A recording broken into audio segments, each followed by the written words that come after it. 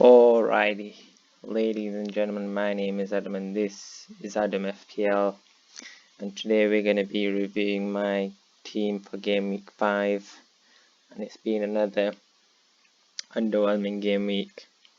First of all, I'd like to apologise if my speaking is a bit weird, because I've got my retainers in and I can't be bothered taking them out now, so apologies for that. So we're going to go into my team today. I'm going to slate my team and my stupid decisions in a week in which I got 47 points, which was 2 points less than the average, and it could have been so much more. We'll start off with the goalkeeper, Matty Ryan. Time for him to go, man. I've had enough of him. He doesn't get clean sheets. He had one good game week at the start. Since then he's dropped off. He's been rubbish. Whether we take him out this week or not, I'll have to see if I've got other fires to put out. But it's looking like Nick Pope's going to come in for him. I've had enough of Matt Ryan. Doesn't do anything, doesn't offer anything at all. Then we have Luca Dean. 0 points. Disappointing. A yellow card and conceded 3 goals. I just had him in the team hoping he'd get some attacking returns. He didn't get any, so it's a disappointing week on his part. But I'm not too concerned because I know he's got a good run of fixtures and he's got 2 assists and 2 clean sheets so far this season, so it's not too bad. Zinchenko, I mean, City's defence were exposed and he only came with the 1 point.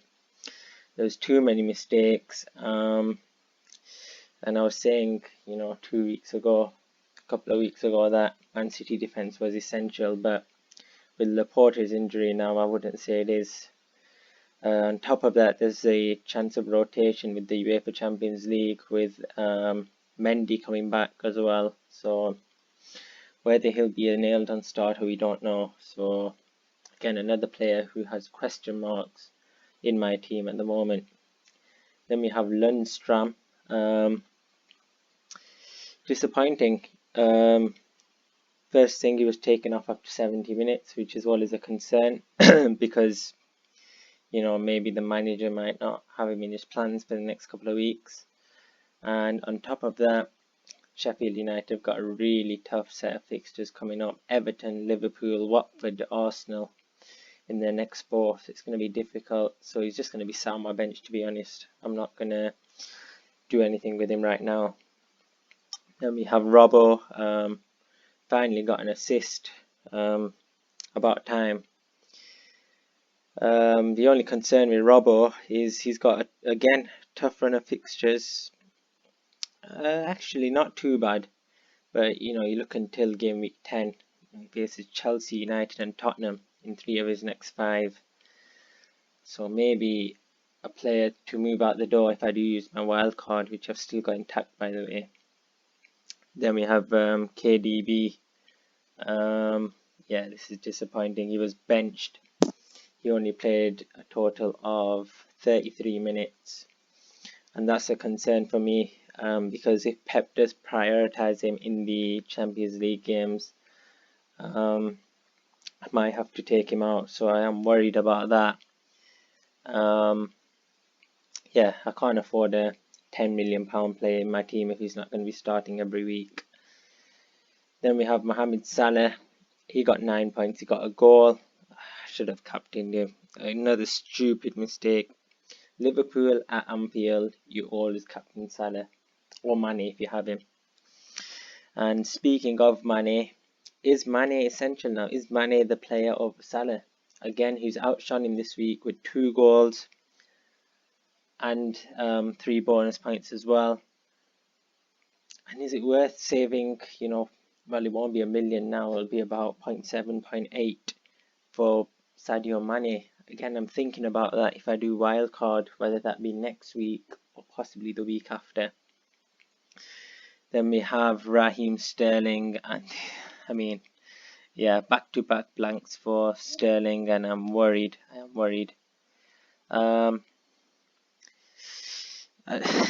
It's difficult. Maybe I got too excited captaining him.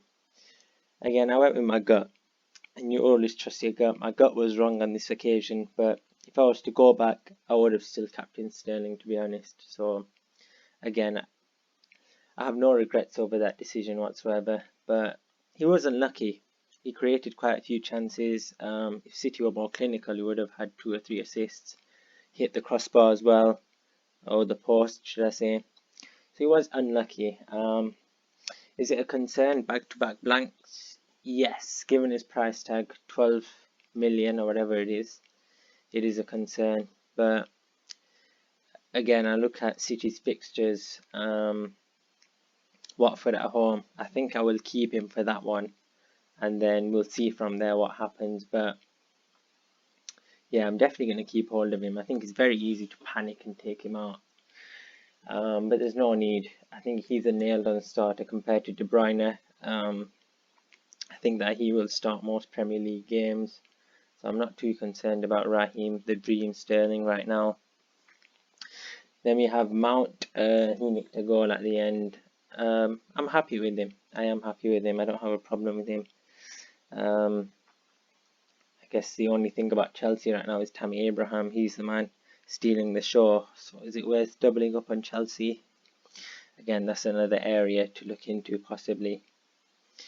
Then we have Ashley Barnes, who was the transfer bought in for Josh King, and another stupid mistake. Josh King, he went and got 2 assists. I think he got bonus points as well. So I've lost out on about 8-9 points there. And yeah, Ashley Barnes has come in with 2 points. It's really, really frustrating again there. But again, I failed with my free transfer for another week. And lessons learnt. I'm going to title this video Lessons Learnt, and this is another lesson learnt, because if a player has a favourable fixture, you don't take him out.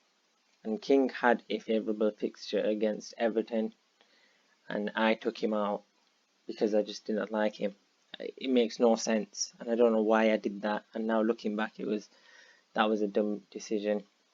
So I've lost out on, let's say, 8 points there. I could have been on 55 at this point. Then last but not least, Pookie. Happy with him. I am happy with him. He got a goal and an assist. I'm happy I didn't bench him. I never did think about benching him. As soon as Laporte got injured, I knew straight away I'm going to start him. So yeah, pretty happy with Pookie. So that's my starting 11. The only 2 players that I am 100% happy with right now are Teemu Pukki and Mason Mount right now. The rest of the players, could be a question mark over all of them right now. Then last but not least, we'll go to the bench. Alex Wan-Bissaka. I should have started him over Zinchenko. I knew City weren't going to get a clean sheet, and I still started Zinchenko. Even though, well, Wan-Bissaka had a back injury, a doubt. I should have just started him anyway, and then if he got injured, Zinchenko would have come in. But another dumb decision on my part. So that's 6, 8, 14 points. I could have been on 61 points. But I'm not. And I've reached my lowest rank at this point, which is 910,000 in the world. Which is, I mean, I've not been that low for a good 2-3 seasons now. So it's definitely a concern. But here's the thing, this is where the real test is as a fantasy manager. Do you panic in these situations? And you don't. You've got to keep calm. You've got to keep a composed head. We'll look into my preview for my team next week. I'll do it during the week sometime on one of the weekdays. But I don't think I'm going to wildcard yet. And the reason being, with Champions League coming up, I want to see what players get rotated, get an idea what players will get rested next weekend and what players will start in the Champions League, and then I'll know who's nailed on and who isn't. So that's the plan right now. I think I'm going to sit out for one more game week and then maybe use my wild card. But yeah, it's been another underwhelming game week. This has been Adam FPL. Main thing is keep calm, patience and persistence, and I stand by that. This has been Adam FPL. Until next time, peace.